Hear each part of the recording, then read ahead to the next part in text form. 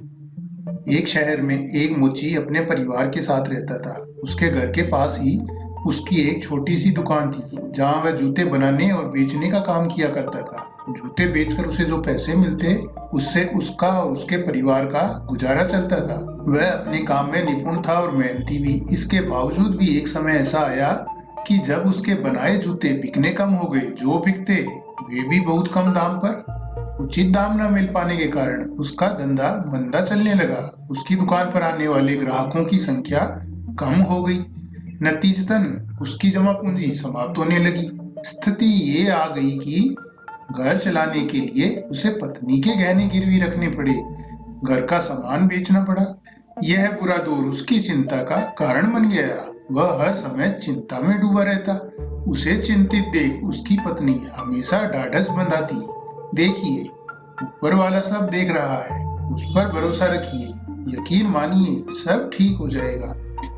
पत्नी की बात पर वह मुस्कुरा देता, लेकिन अंदर ही अंदर चिंता में घुलता रहता। उसकी दुकान में जूते बनाने का सामान भी खत्म हो चला था।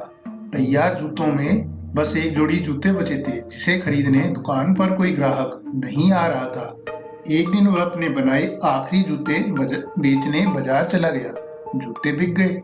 जो पैसे मिले उससे उसने घर की जरूरत का कुछ सामान खरीदा और घर वापस आने लगा। रास्ते में एक गरीब बूढ़ी औरत दिखाई दी। उसने कुछ पैसे देकर उसकी मदद की और घर चला आया।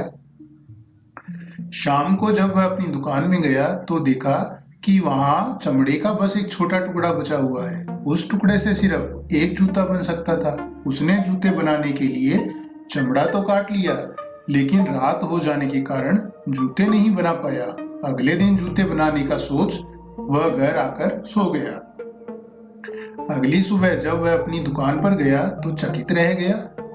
जहां वह चमड़ा काट कर रख गया था, वहां बहुत ही सुंदर जूते रखे हुए थे। इतने सुंदर जूते उसने कभी देखे ही नहीं थे। उन्हें बेचने जब वह बाजार गया तो उसे उसके बहुत अच्छे दाम मिले। वापसी में घर के लिए कुछ सामान के साथ ही उसने जूते बनाने का सामान भी खरीदा। कुछ पैसे उसने जरूरतमंदों को दान में दे दिए।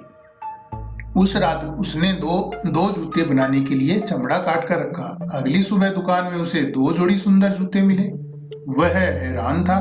जब उसने यह बात अपनी पत्नी को बताई तो पत्नी बोली, देखा, मैंने कहा था ना कि ऊपर वाला सब देख रहा है। उसका ही आशीर्वाद है कि कोई नेक दिल इंसान हमारी मदद कर रहा है।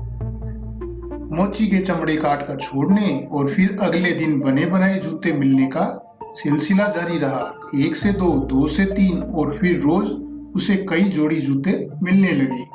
वे जूते ग्राहकों को बहुत पसंद आने लगे। बाजार में उसका नाम हो गया और उसकी दुकान में ग्राहकों की भीड़ लगने लगी। अच्छे दाम में जूते बिकने से मोची ने अच्छा खासा पैसा कमा लिया। उसकी आर्थिक स्थिति सुधर गई। वह और उसकी पत्नी सदा मन ही मन उन नेक दिल लोगों का धन्यवाद करते थे जो रोज रात उनकी दुकान पर आकर जूते बना जाते थे। एक दिन मोची की पत्नी बोली, इतने समय से कोई हमारी इतनी मदद कर रहा है और हमें उनके बारे में कुछ भी पता नहीं। क्यों ना आज रात जागकर हम दुकान की रखवाली करें और देखें कि कौन रोज हमारी मदद के लिए आता है। मोची को पत्नी की बात जच गई।